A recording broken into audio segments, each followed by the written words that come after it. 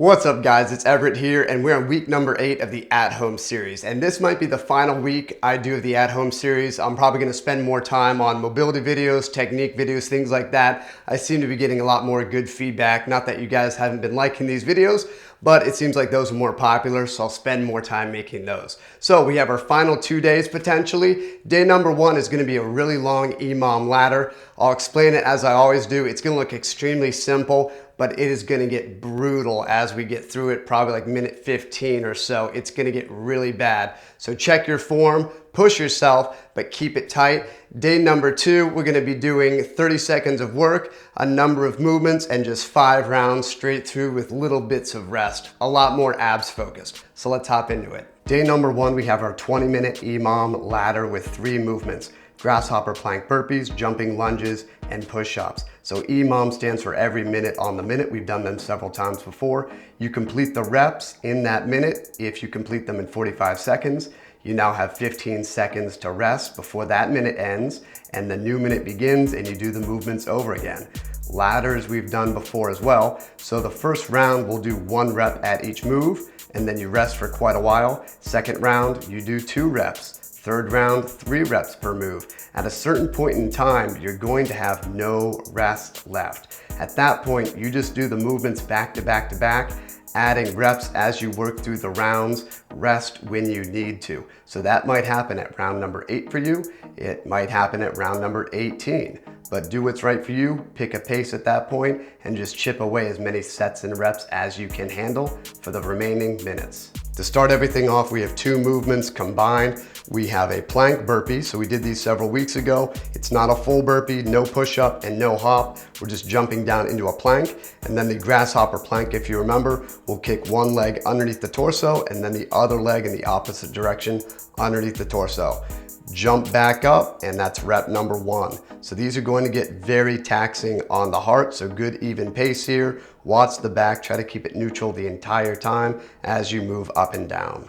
Jumping lunges, as always, we're trying to land nice and quiet. That means we'll be gentle on the knees. Really try to maintain your balance. Right and left is 1 rep. If these get too tough, but you still want to do lunges, as always, you can switch to just regular old reverse lunges. But again, good hop here. These are going to get very pumpy, especially after those plank grasshopper burpees.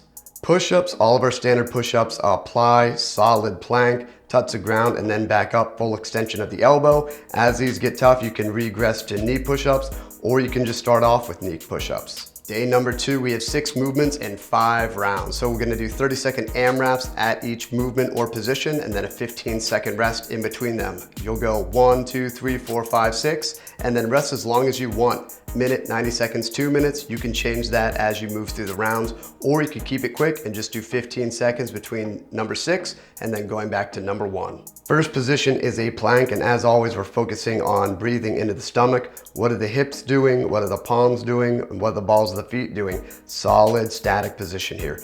As always, you could do elbow or forearm planks instead of planks on your hands. It's completely up to you, and you could go back and forth from one round to the next.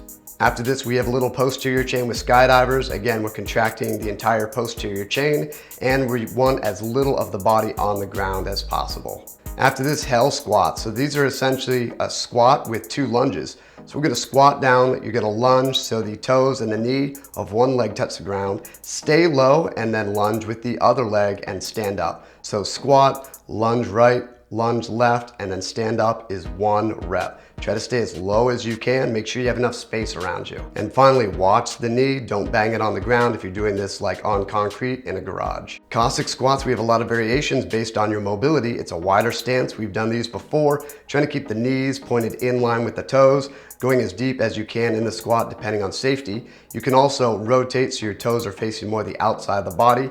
That can take a little bit of the stress off the knees if you lack external rotation at the hips. And then finally, if you want to go deeper, we can rotate the straight leg so the knee and the toes are facing the ceiling.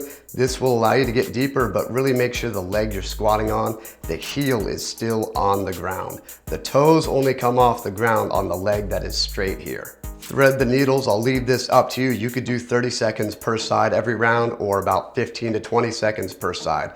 As always, we have a solid side plank. Hips are in line with the shoulders and the knees, and they're not moving up and down. And we're rotating the torso towards the ground. We're not just moving the arm. So the arm should become parallel as you move through the movement, almost like you're trying to touch something behind you. Chest starts to face the ground as you rotate. Bicycle crunches, we should be prepared for these and get a strategy down in terms of pace. They get difficult extremely quickly. Don't cheat yourself. Good full extension with the legs, solid rotation with the upper body.